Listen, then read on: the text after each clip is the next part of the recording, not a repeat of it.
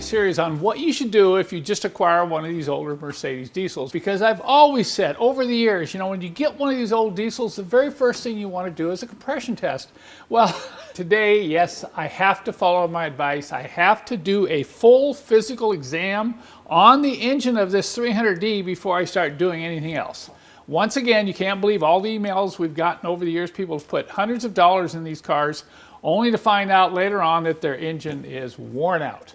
So I'm going to see right now, today, whether or not this engine has any more life left in it. We already did a few road tests. We did the little blow-by cap dance test, and things are looking pretty good, but I wasn't too happy about that dirty air filter, so maybe we've got some worn piston rings. In order to do this physical health exam, I call it, I've got everything right here on the bench I'm going to need.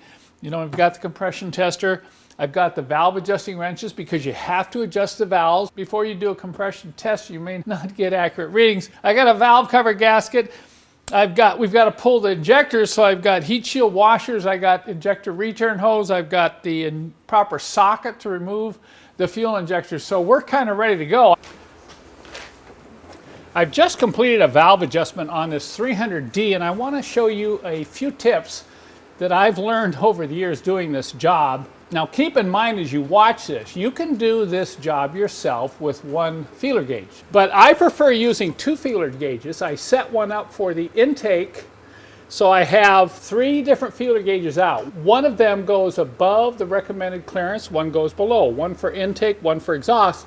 So as my helper is working between the 2 different valves, you know, it doesn't take time trying to fold these in, fold these out, and so on. So this is something I use every time I do a valve adjustment, and I use a helper. He can be feeling the tightness of the clearances while I'm working the wrenches. It is impossible to do this job without these wrenches. It makes it really nice to use these wrenches as opposed to the German wrenches, because I have offset heads. See, one head angled this way, the other head is angled that way, and that's really handy when you get into the tight spots like on those 2 rear valves up close to the firewall. You may have to move one up top or one down below, and you can jockey them back and forth to get the movement you need to loosen and tighten those adjusting nuts. So these wrenches are an absolute must.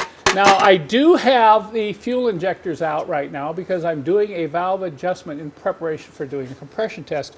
It makes it easy to turn the engine over. You know, I use a starter, I bring it up, I have my paper here marked with the valves, which ones are intake and which ones are exhaust, and as I do each one, I just have my helper exit off. Now I do want to show you one way to turn the engine over if you have the fuel injectors out, because sometimes spinning it with a starter, you're going to spin past where you want to be. So let me show you that little tip now. Unless your power steering pump V-belt is real loose, you can get on the end of the power steering pump, the nut there. On most of these old diesels, it's 22 millimeter, and you can get right on there, and you can rotate the engine clockwise, and you can move it just a little bit at a time to make sure you get the cam lobe pointing 90 degrees to the rocker arm before you check valve clearance.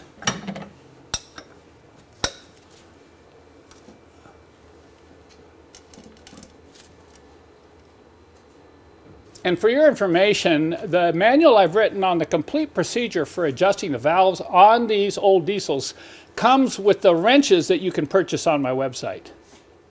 I've just completed the valve adjustment on this 300D, and I'm ready to put the valve cover back on. You really don't want to be doing a compression test with the valve cover off, because you can get carbon and miscellaneous stuff blowing out of those pre-chambers. So we're going to put the valve cover back on. I've already done the modification to prevent it from leaking further on this gasket. Always install a new gasket. Install it dry. Do not use any kind of sealant on these rubber gaskets. And then I've checked everything over for tightness in there, and it looks pretty good. So I'm going to slide this valve cover back on. And when you slip this down into place, you want to make sure that this gasket has not dislodged anywhere and is going to bend under when you torque the valve cover. So you can kind of wiggle the valve cover back and forth, make sure it's flat, and then go around the entire edge of the valve cover and make sure that that gasket has not come loose.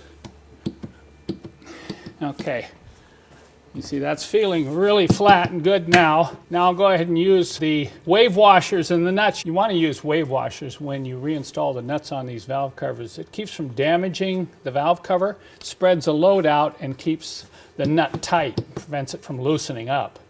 It was a real good thing I did a valve adjustment on this engine before doing the compression test, because every single one of these valves were tight, every one, and a couple of the intakes were almost down to zero. So that's going to really help. That's something you always need to do before you do the compression test. Now I'll show you a few tips about setting up for the compression test, and let's see how this engine does.